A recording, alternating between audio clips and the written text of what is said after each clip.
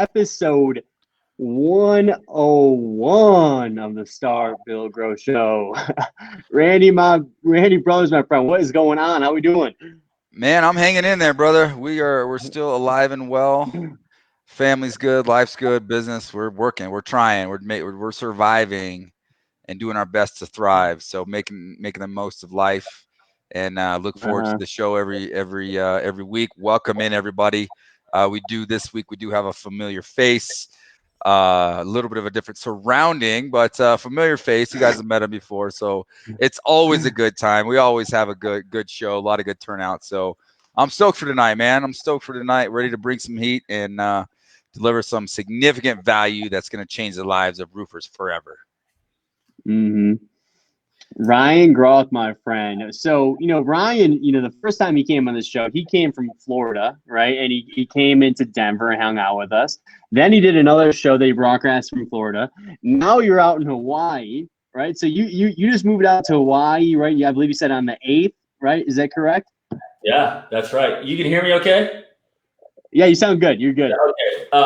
Yeah, the 8th. We've been here for 2 weeks. Moved to Hawaii in the middle of the coronavirus pandemic.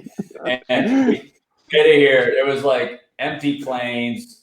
Everything was clean. We had masks, 14 bags, and we packed. And just rented out our house in Florida a couple of days ago. The lease was signed. We got a place. It was like, why not go now?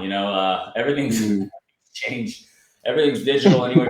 Ready? Let's go. Everything's online. So yeah, man, my wife's prego number 4. So we kind of had to decide if we're gonna go or we're gonna wait till like next year. And she didn't want to wait any longer. I'm like, I don't, let's go. Let's figure it out. So we Yeah. $252 a ticket to get from Fort Lauderdale to Maui, and we made it here safe and sound and got here late on the 8th.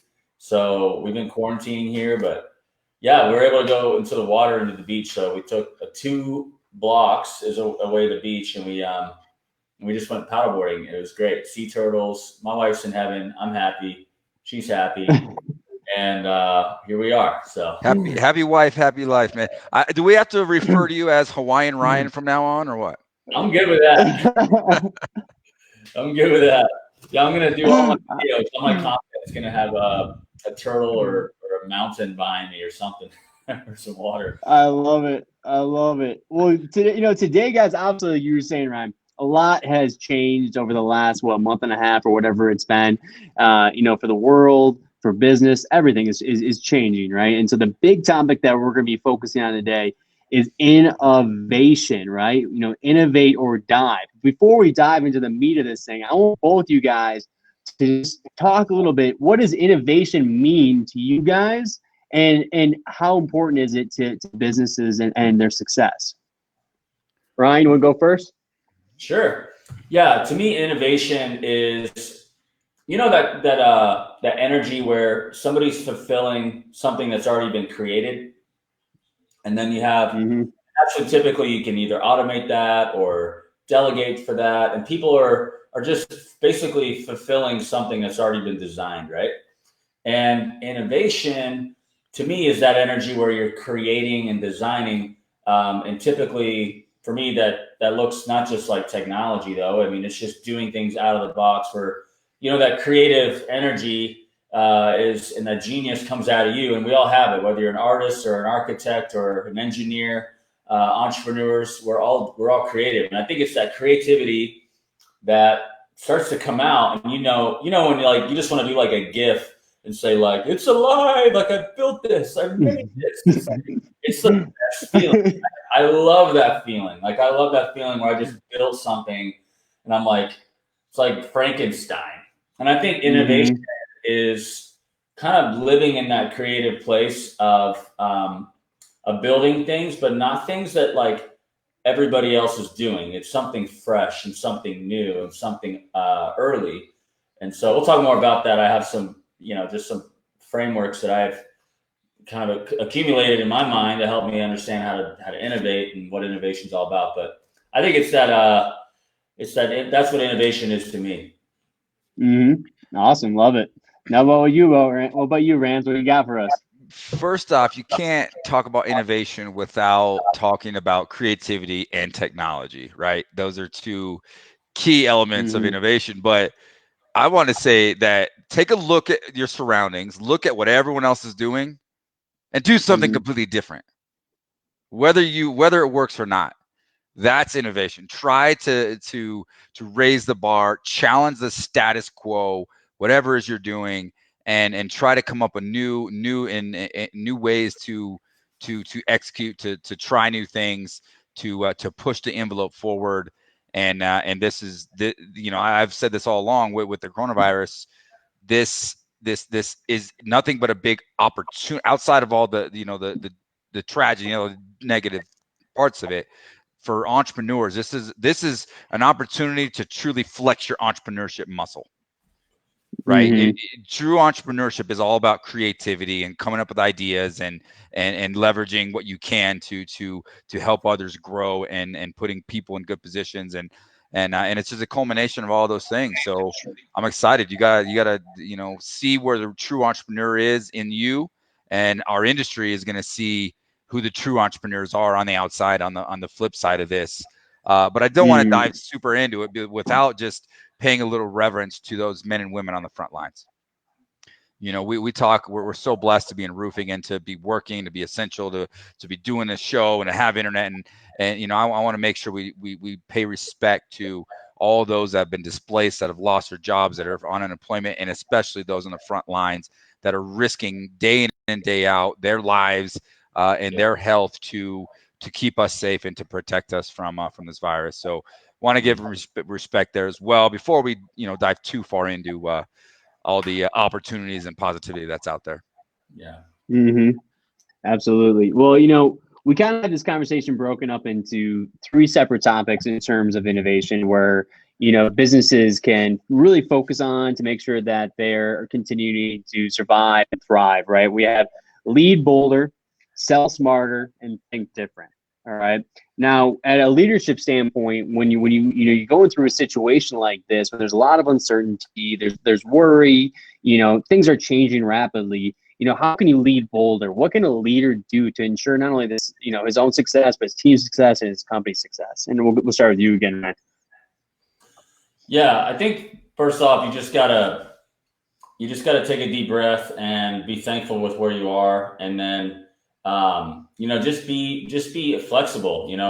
Be nimble. I think that's key, and it's also having just some trust in that you've built with others and confiding in people. I think whenever you start to ask around and you see innovators who are doing something, I can tell you right now, as soon as somebody who's doing something that you want to do, whether it's in the industry or outside of it, I don't know about you, but whenever I see somebody that is innovating and I'm on the edge of imitating, right? You know what I'm talking about? Like you're inspired by people and you want to innovate, you want to do it in your own way and pivot. When somebody else is like, hey, this is working and I'm doing it, it gives you that belief. And I think whenever you have the belief in your mind as a leader, dude, everything changes. Everybody else can have the belief too, right? Because if you believe it, we're good. If your beliefs are, really just rocky and there's a ton of doubt, fear, and anxiety, you're going to be, the devil's going to eat your lunch, I like to say. He's going to take your Mm-hmm. He's going to take your breakfast, lunch, dinner, and your sleep. Okay, it's not going to be good. So I got to kick the devil where it hurts. You know what I mean? I got to be like, that ain't me. That's not where I'm subscribing to. I'm going to click unsubscribe to this junk. What can I believe in? And obviously, there's going to be, my faith, myself, my family. But when you have like tactics, methods, strategies, right? You got to look around and be like, hey, is this working? At least, is it working somewhere else? And I know if it's working somewhere else, it can work here. When that happens, you have boldness, and you could say, let's go. I've seen this movie before. I've taken a turn when things are looking crazy over there in the past. This isn't my first one. If this is your first one as an entrepreneur, I can promise you this won't be your last, right? It won't be your last. So and if this isn't your last and you've seen this before, that this is just like any other thing, that we've seen. It's something that we're going to get through. The good Lord provides, right? And he's going to take care of us. But we also got to do our part and be faithful with what's in front of us. And we get knowledge and resources and information galore. So if you can do enough to say, I believe, man, I believe. Amen. Amen. Amen. I think that's like helpful, and you just can't let fear come in and take over. So I think you just gotta, know that stuff isn't true, that there's a lot of fear mongering out there. People are freaking out. They're going to want to just put this on you, but turn off the news. Look at where people are thriving, have a little bit of hope, believe, and start to spread that, because I can promise you that if you're running your company, if you have even just one person on your team and you're shaking at the knees, they're going to feel it too. And they're very well likely they're going to be shaking at the knees, and that doesn't have to be where it's at, because people are thriving and people will do well. And if you don't feel like you're one of those entrepreneurs, just latch on to guys like Randy, latch on to guys who are doing it and say, man, I just need a little bit of hope. Just one comment will change, my outlook for the next 6 months. And, it can.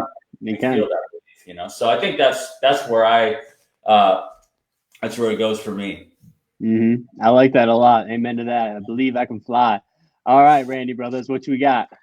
I mean, you touched on all of them, my friend. I mean, we could throw some buzzwords out there, but I think it starts, you touched a little bit. It starts with gratitude, right? Look around and just be grateful for where you are, be grateful for what you have, and have, humility in the fact that you don't know everything. You don't have to know everything to get people to lead people. Okay, people don't want to follow leaders that are arrogant, that are just going to feed you lines of bullcrap just to to tout their own egos. So a grateful, humble leader is somebody that people are going to want to follow. Okay, back that up with faith and belief in what you're trying to accomplish, belief in the unknown, belief in the vision. And if you focus on those things and you are relentless in the pursuit of what you feel is right, where your heart and soul is, people will follow. People will pick up on the energy that you're putting out, and they're going to help you get there, because what's the old saying? It's pretty lonely at the top of a mountain by yourself. Right. So we as leaders need to step up and understand where we are, and look at the light at the end of the tunnel. Look for the positive things. Look for the opportunities that are out there, and make sure that we lead with our chest up, confident, and knowing without a doubt that we are going to come out positive on the other side. I guarantee your team is going to follow, and they're going to respect that. I'll make one more comment on this, that to Randy's point. I think like the humility is striking that chord in me, that at the end of the day, as an entrepreneur and owner, everybody wins if your focus is on serving the customer, right? If you just think about the customer, your client, and they're the boss, we want to serve them, not sell them, but serve them. And we want to do what's best for them. You naturally are like, hey, I'm not in the way. My old way is in the way. My old paradigm isn't in the way. My old system isn't in the way, because I got to serve the customer. And I think if we keep that as our true north, we focus on that. That's our North Star, right? Our Polaris star. We're gonna have no problem making adjustments. But if your ego is getting crumbled because of what you built around yourself, you're probably having a nervous breakdown right now, or you're drinking a lot of Corona, alcohol, trying to numb too much Corona. Yeah, for real. Anyway, I wanted to comment on Randy's humility point, because serving the customer, everybody wins. That's just. So let's put the leadership hat and add a little bit more context to that, because I think this is a fantastic subject. And as a leader, right? As leaders, it's our job to serve the people that follow us. Yeah. Right. And it's their job to take that same mentality, that same servant heart, and pass that on to the customer. So it all fits in line together. But as leaders, of course, customers, I mean, you're very, very valid there. But again, from a leadership perspective, it's our job to serve the people. I like to say, and I wrote this in the book too, was that, my job is to work for my team and not the other way around. Like, I work for them. They don't work for me. And if you have that it's a mentality as a leader, right? A lot of entrepreneurs watching this show, and we all want to try to figure this thing out. And I don't believe that we're all just in this for the money. I don't believe that at all. I believe we want to lead good people. I believe we want to build something significant to give us the freedom to live the life of our dreams. I truly believe that.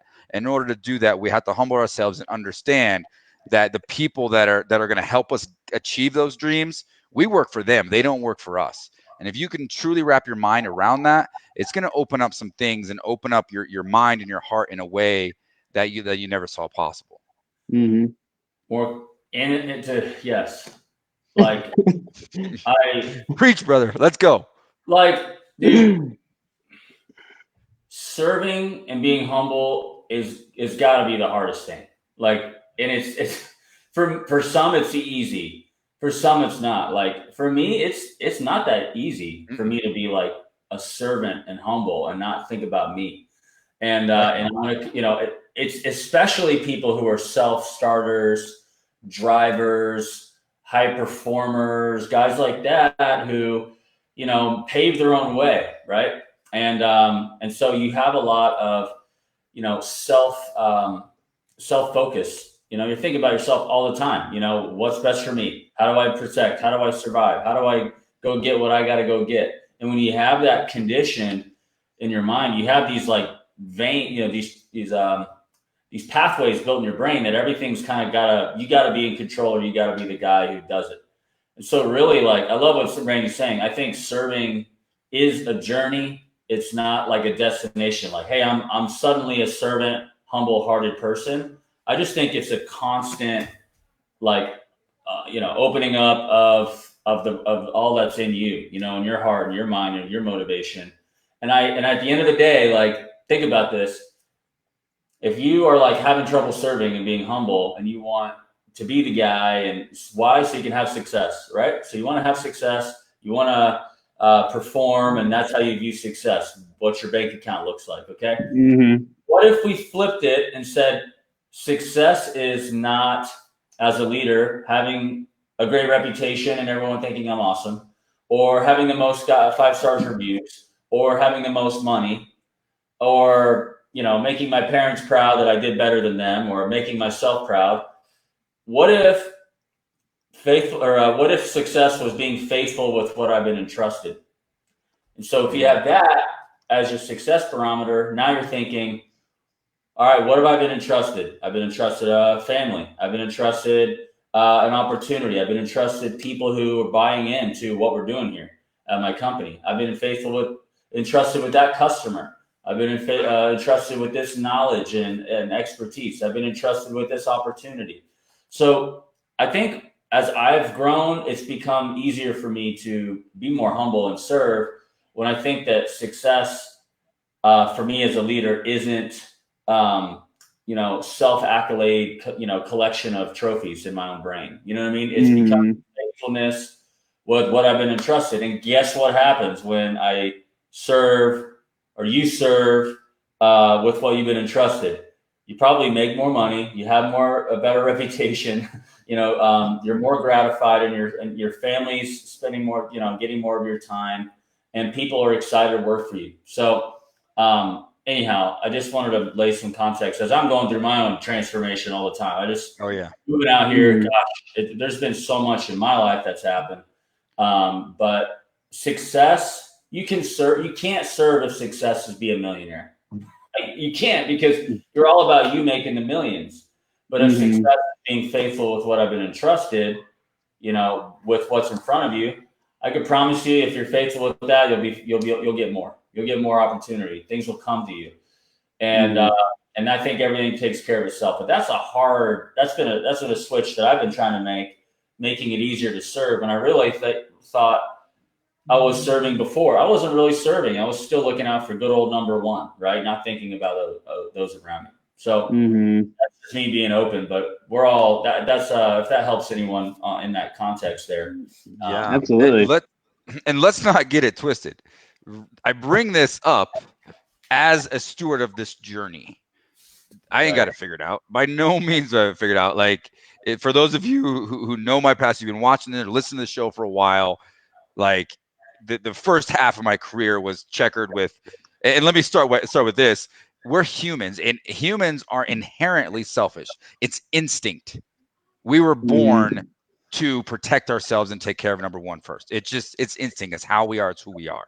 Right. So as we develop ourselves as leaders, we have to learn. These are all learned skills that we're talking about here. Yeah. And by no means are any of us even, do any of us have the reason to even be coaching and teaching this to others, because we're still on the journey, right? We're still on a lifelong journey to learn how to balance that out and how to truly serve others without, having a self-serving attitude or self-serving, underlying, tones. So for just understand, be awareness of it is crucial, and just strive to do what you can to mitigate that natural instinct to always put yourself first. Take care of yourself, take care of your family, but learn to serve others, and you're gonna see some awesome successes and some things start to try to manifest in your own life. And Ryan and I both, we're in the thick of it, right? We're just in the thick of it, learning this stuff day in and day out, and that's why we're sharing it with you.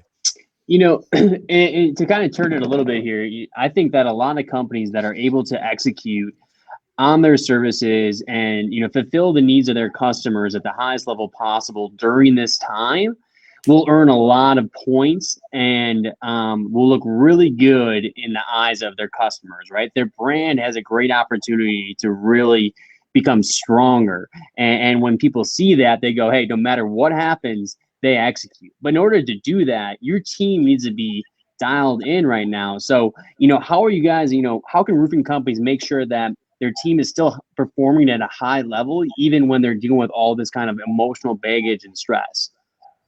Before you answer that, let's go ahead and think about that for a second. Let's go ahead and give a shout out to the amazing people behind the scenes that make this show possible, our sponsors.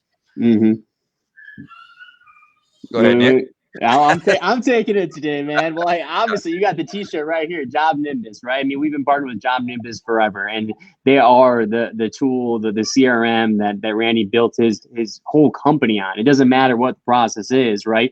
Everything works through Job Nimbus, and with everything that's going on right now, if you don't have that stuff set up, this is the time to do so, right? So now you want to be paper free, you want to be using technology and have everything flowing through, making sure they're checking out Job Nimbus. Randy, what do you think? Absolutely. I mean, now is the time. You're sitting at home. You're not as productive. Your workflow has been cut in half. That's not a time to tuck your tail and cry. That's a time to look for opportunities to improve your systems. That way you can be better on the other side. And the best way to start that is to have a great CRM that you can customize and custom tailor it to fit your ever evolving business model. And we haven't, and we've been able to do that effectively for a number of years now using the Job Nimbus tool. So definitely check them out at jobnimbus.com. And we also, one of the big challenges that we face, I mean, a lot of us do insurance work, and a lot of us, whether you're doing insurance work or not, there's codes. You have to install roofs per a specific code, right? And in my market, there could be 2 miles between that two houses, and the code can be totally different. There's two different requirements. That becomes a major challenge as a roofing contractor. So my good friend Garrett has been developing a software for a number of years now called One Click Code that solves that problem. You want to figure out what the code is for the project that you're working on.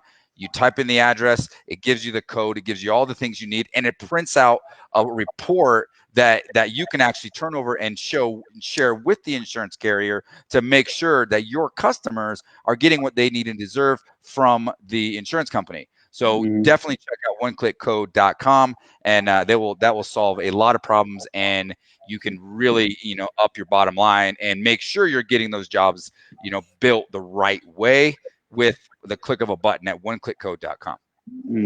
Absolutely, my friend. Well, thank you very much, and thank you to our sponsors for making this possible. So now, yeah, what we were saying with the question basically is, this is a great opportunity to make sure you're still executing at the highest level and serving your customer and fulfilling their needs, right? Because if you can do it now when, a lot of businesses are struggling to, operationally, I should say, and aren't being as, effective right now, even Google is not, right? I mean, think about all the issues they're dealing with. So if you're able to fill your services, fill your needs of your customers, it says a lot. So how can you motivate your team and make sure that they're in position to be performing at the highest level, even with all this chaos going on?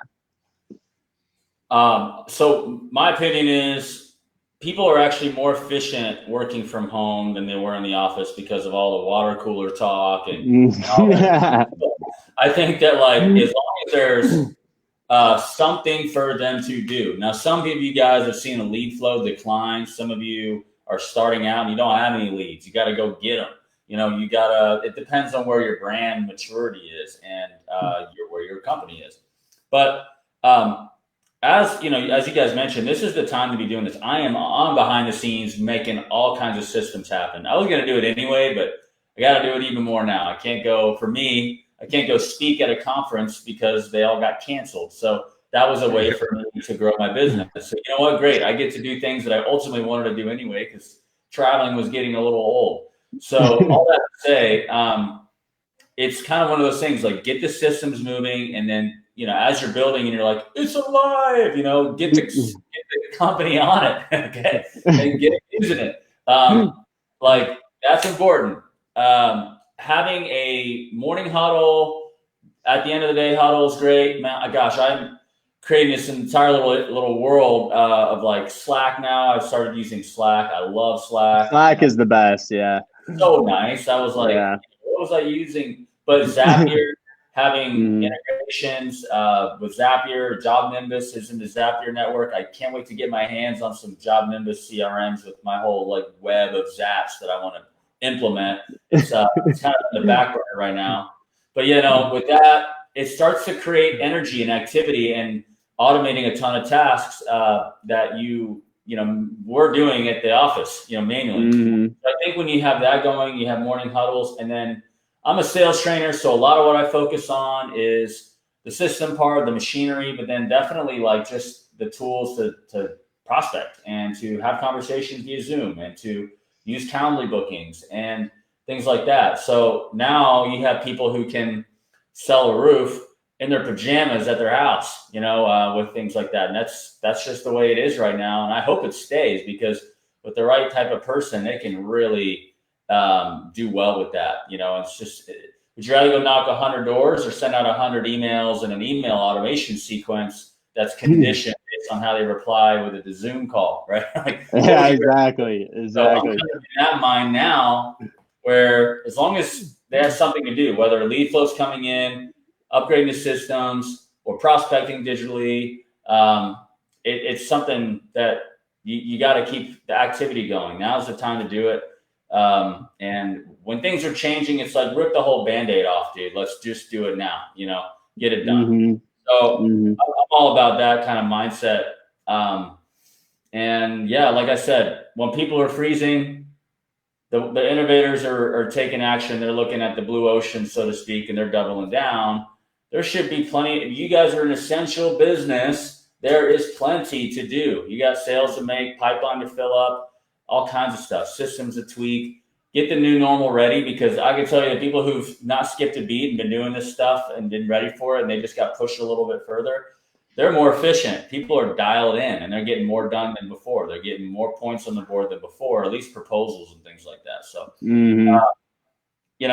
at the end of the day, like, again, if your belief system's off, you're shaking at the boots, at the knees. That's where you are. So how do you keep motivated digitally? Realize they're going to be double more productive. And this is why you use your scorecards and why you use your CRM and why you have this stuff now. And if you don't have it, just get it done. There's no faster, better time. You're not stuck in your old way of the environment that's keeping you locked in. For me, it was like when soon as all the speaking events canceled, the GAF Wealth Builder conference I was speaking at, whatever, the Western States event. When that canceled, it was like freedom because I finally could do what I wanted to do anyway, right? And I think that goes to the contractor, and this is the time to time to do that and manage your team accordingly and give them the projects to work on and something to do. I like it. Randy? Hone your skills, master your craft, train, practice, innovate, add whatever you need to upgrade your technology. We went all in right off the bat. Brand new PowerPoint, brand new sales presentation, brand new updated our Sumo. We're working heavily with Sumo Quote now, and updating that whole system, customizing it, custom branded PDF, custom branded flyers, mailers, all the different. I'm just rattling off because there's that many things that we can be doing. So many of us are so narrow-minded, and we think that we door knocking is the be-all end-all of roofing. And it's not that we're not capable of doing something else. It's that we've been conditioned to think that that's the only way to get business and the only way to grow our business. Okay, I was on the other day with a contractor that traditionally they're almost all the things they do, almost all their business comes from door knocking. Okay, instead of just twiddling their thumbs and tucking their tail, their door knockers are now cold callers. Their door knockers are now writing personalized letters and mailing them to neighborhoods that have been affected by storms. They're using direct mail. They're using social media. More now that people are home. 2 months ago, direct mail, you'd have a really, really low response rate. Right now, that's 2 or 3 times what it was 2 months ago. People are home. They're bored. They're not like so busy going to soccer practice and all these other things that they just look through the mail, grab 2 envelopes, and throw everything else out. What else are they going to do besides actually look through the mail and look at what you're sending them? So there's a lot of opportunities out there to brand yourself. Whether you see an initial boost in leads or a boost in revenue right away, you still need to be putting forth this effort, because it's going to help you gain brand awareness and market share. Okay, because at the other side of this, there's going to be a whole shakeup of markets.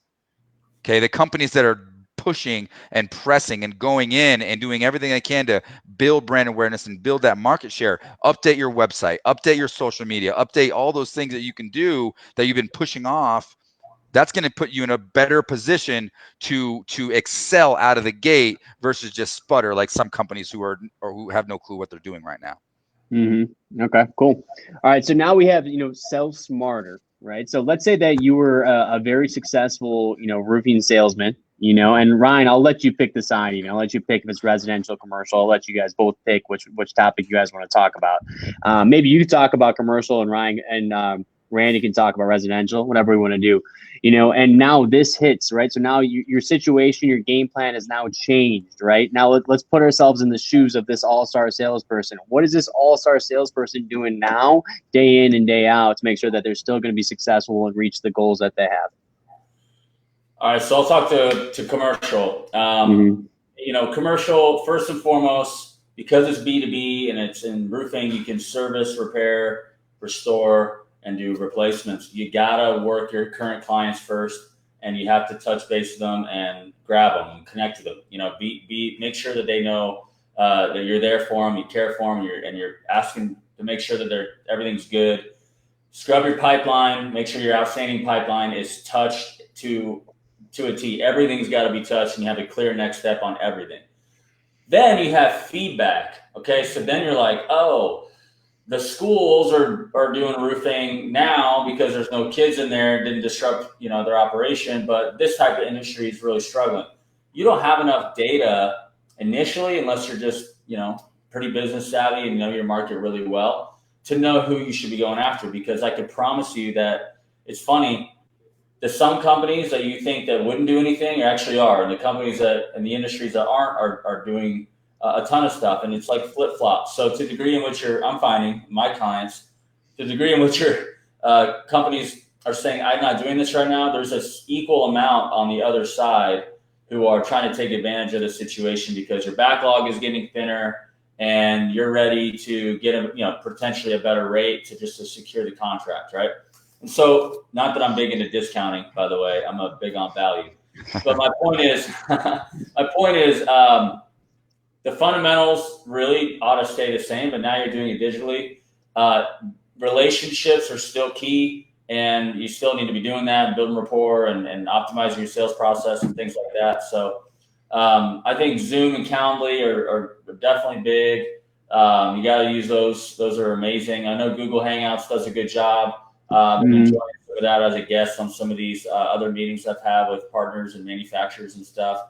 But I like Zoom and Calendly because they work out great. Calendly is the best. There's no other better booking software. At least I've explored like Schedule Once and Book Like a Boss. And Calendly is a game changer. I mean, people are using it in my client base and they're like, dude, that saved me so much time trying to wonder if I'm going to get a call, and all of a sudden it pops and their attention's there, mine is there.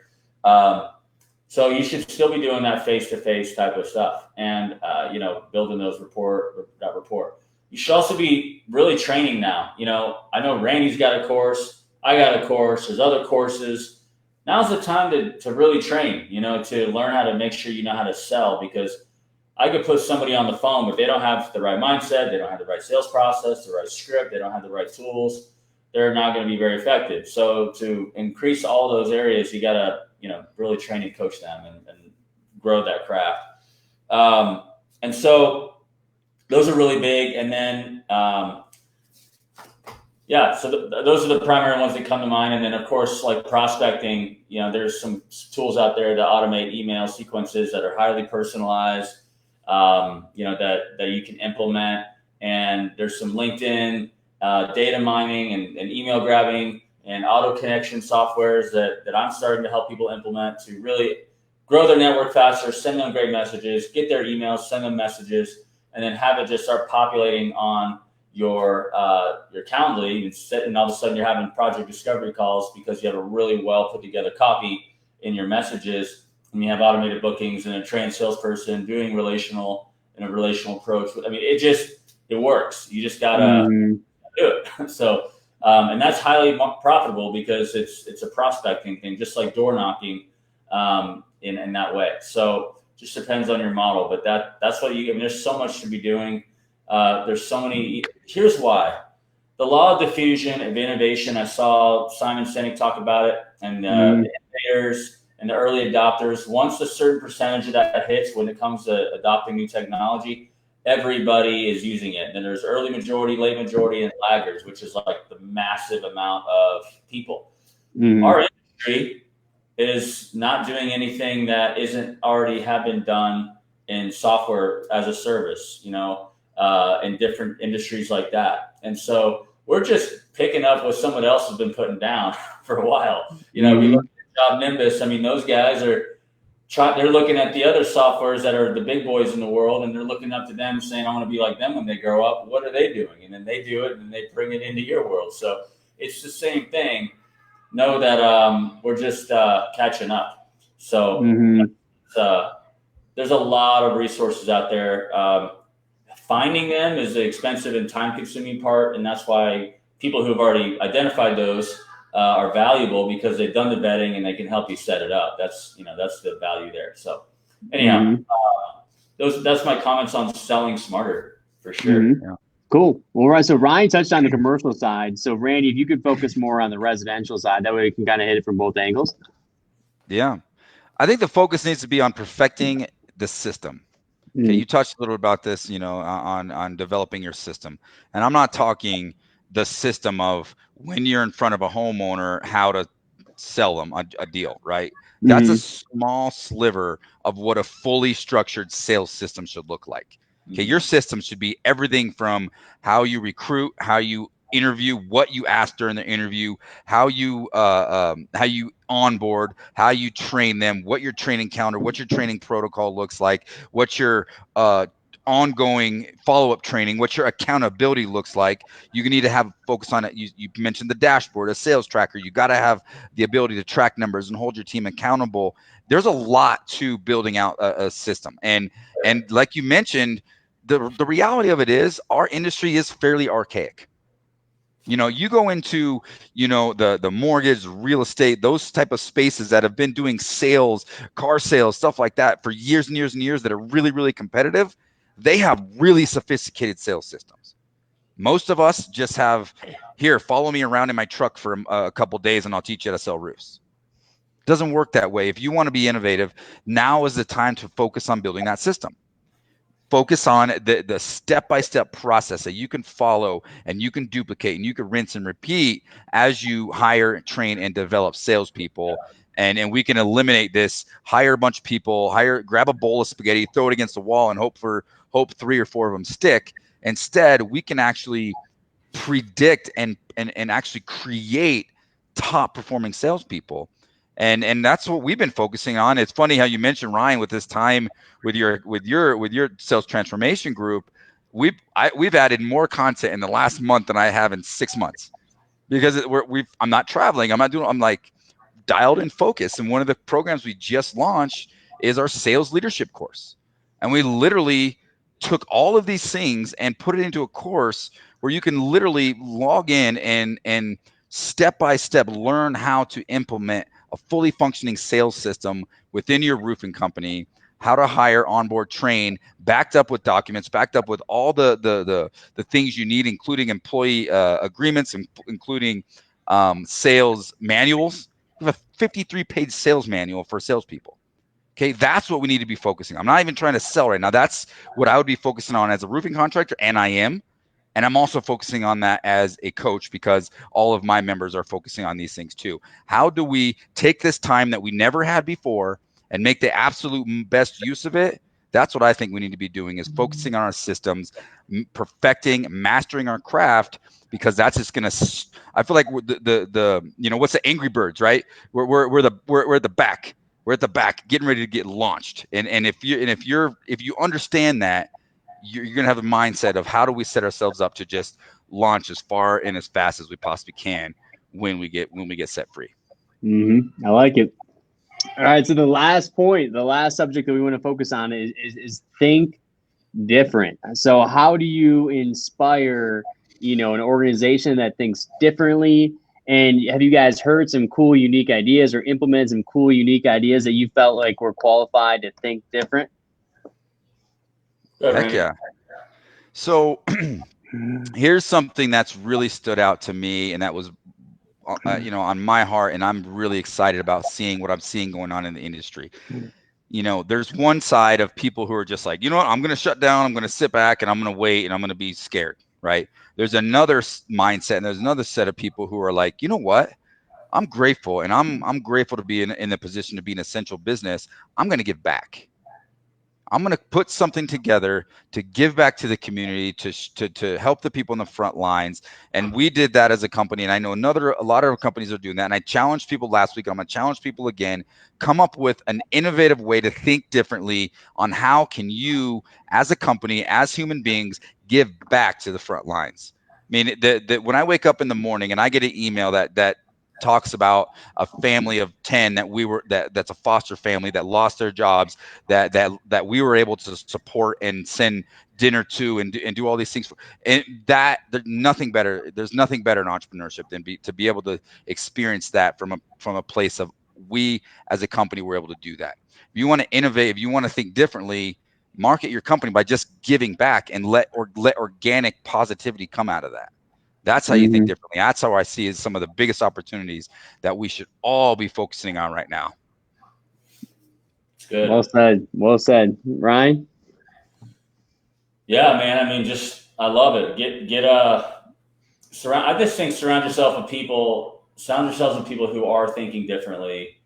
That's my go-to. I'm a coach and consultant. I help people with systems and stuff. I'm asking others, and I'm looking around trying to get help.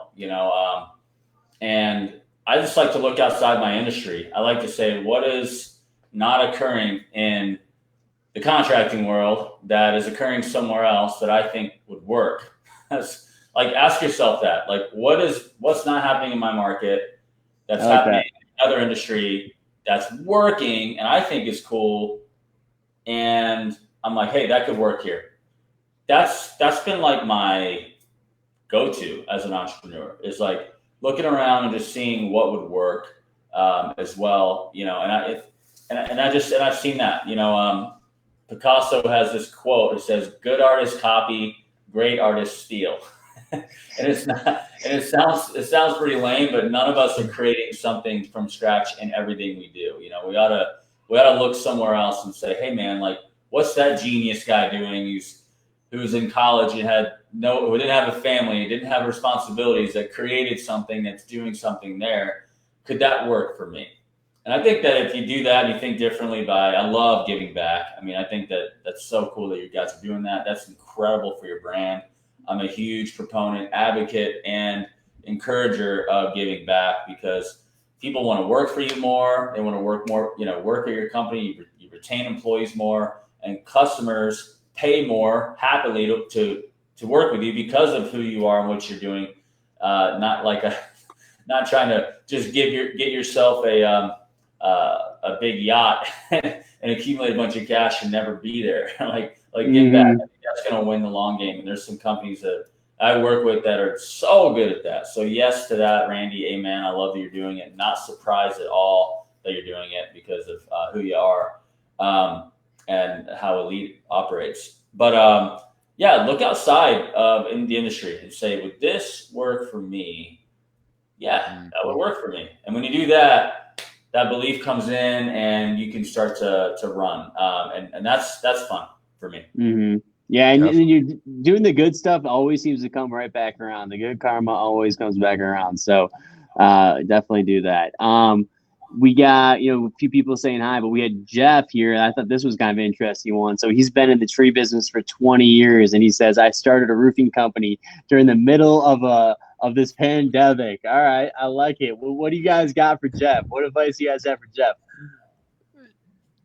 Go all in, brother. This isn't a 1 foot in, 1 foot out type of business. It's either all or nothing, man. If you want to be successful in roofing, you got to dive in, because there's a lot to learn and a lot of things you got to just learn through experience and through just grinding it out. And that first year is, we both of us are coaches. We work with companies. I have companies that are just started. I got companies that are doing 20 million and up. And that first couple years, there's not like a secret formula. It's pure hustle and learn and gain as much knowledge as you possibly can to set yourself up for a long-term success in your business. Yeah, It's gonna be a great story, and don't look back with any regrets. You have an opportunity. You're your own business owner in a great industry. Welcome to the roofing industry. We welcome you. We're glad to have you.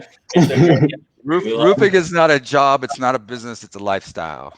Just understand once you're that. in, you can't get out. It's like you're in. So yeah, I love this industry, man. I freaking love it. People have never. So here's one for you. Here's one for you, Ryan, from Tisha Peters. What are the best mass email systems to use for commercial? Or really, our marketing friend over here, Nick, our modest marketing friend, this direction. Either one of you can to speak. Either to that. way, Ryan, you can start if you want. If you have some of you guys like to implement. There's two different types of emails. Primarily for me, there's like drip marketing with people that have raised their hand and say, "Hey, that's me. I'm interested in what you have." So I think you should be using a pop-up on your website and giving them that Reese's peanut butter cup, like that thing that makes them say, "I want that." Who doesn't like a Reese's peanut butter cup, right? The cookies. Everybody wants one. So give them one. And when that email's collected, I like Active Campaign. It's a great automated responder system. And you can take the field from the pop-up and use the Zapier, and then take the Zap to get the automation in like a loop and call them back to one place, whether that's you get an estimate or, book a roof consultation. I think there's ways to do it. I also think that when you do that, that's a Calendly deal, but it should be a landing page. You can use ClickFunnels. I use my LMS for my deal. So that's like a different system. That's like, hey, I'm interested. I saw you online. I want an email. And then you're sending out organic content, which I think should be, webinars you can do to educate your building owners, and the CEU credits, and, whether it's happy hours or silly things that are fun and make them laugh, that are personable and human, like the human side of your business. I like Active Campaign for that. For cold, when you're data mining and pulling contacts, I'm using a CRM called Close.io, and that actually has all the other parts of inside sales for inside sales teams. But you could also use a system called Woodpecker, which is like, just banging on someone's email with conditions. So that's an email broadcasting system that's different than Active Campaign. Active Campaign is going to be in the MailChimp category, the constant contact, but I think it's better. I like it a lot. So those are the two, depending on the two types of email. Right. I think that's the biggest thing, Ryan. And I'm not going to say any other softwares because I don't want to throw out too many. Those are all great, right? So it's just like, hey, the mass emails, like the mass emails versus the drip campaigns, right? So those are kind of the two categories. So if you're doing data mining, you're doing drip campaigns, you want a tool for that. And then for the mass emails, like newsletters or whatever it might be, webinars and stuff like that, that's more of the mass emails where you're looking at the active campaigns or whatever it might be. So just remember there's two categories and then stick within there. But yeah, that's all great stuff. So guys, as we kind of close this out, we always go with the golden nugget, right? We go with the golden nuggets. We need that last little bit, that little nugget that we want to offer to people. So, during the situation, it could be on mindset, it could be on innovation, it could be on sales, it could literally be on anything, just something that we can leave these guys with that they can go implement in their business.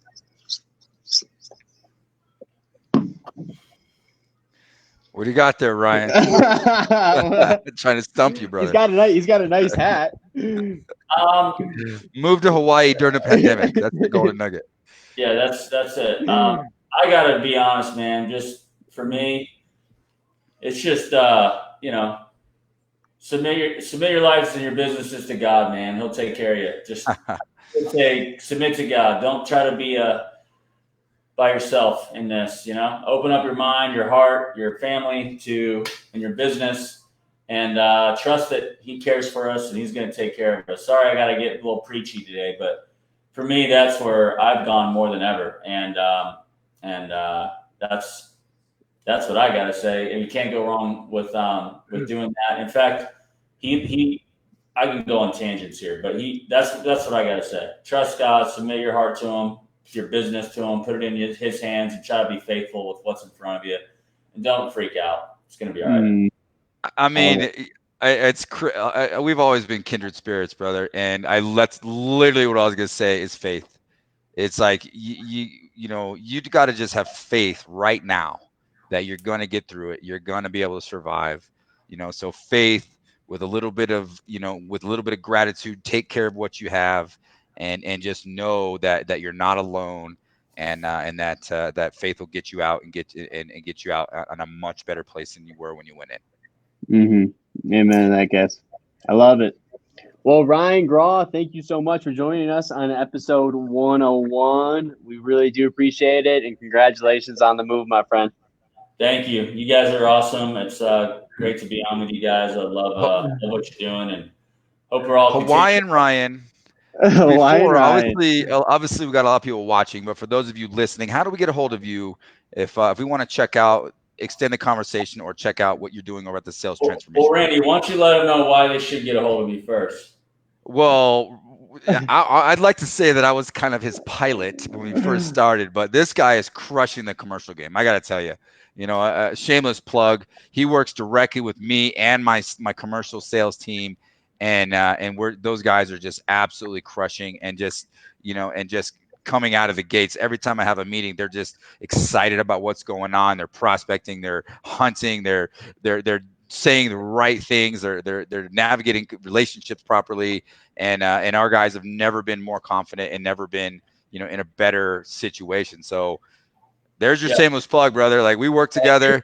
We're both coaches, but we also help each other's companies. And he's really been a great influence on my commercial team. And we're set to either double, depending on coronavirus, but we're at least going to double our business this year, if not triple it. Cool. Thanks for that. Boom. So salestransformationgroup.com. I have a pretty small overview there. And then if you click on my call to action, which is get a price, it's pretty straightforward. I have a ton of social proof and testimonials and showing you guys like who I'm working with, some of their successes. I have an hour-long video sales letter that walks through my offer. And I have some free resources in there as well. I would encourage you to go there and just look at that page and just thumb through it and say, do we want to meet with Ryan? If so, then just fill out this quiz. I have a 22 question quiz. It goes by fast because I preloaded a lot of the answers that are for you guys because I know your space. If you're interested, just fill that out and meet with myself or one of my team members. If you're like, I don't want to meet with one of your team members, I want to meet with you, Ryan, send me a Facebook message or LinkedIn directly, and I will make the time to meet with you. But if you got to fill out the quiz first, because it helps save some time. But I would encourage you to do that. I think even some people on the comments, in addition to Randy, I do work with. They're great. And so we're here to serve and grow. We got Owen here. He says hashtag Hawaiian Ryan. So if we could get that trending, that would be great. And then we got Ben Cohen saying excited about what we have going with all three of you guys. Look at that. The trifecta, baby. The three amigos. We don't even talk about it that often. I don't think we need to, but the reason why we all are so cohesive is all of us bring a unique set of skills and a set of information that can help build companies to incredible heights. So those of you that are working with all three of us, hey, we're grateful for you, and we're seeing some incredible results. And if you do want to get a hold of any of us, it'll be in the comments as well as in the email when we send it out.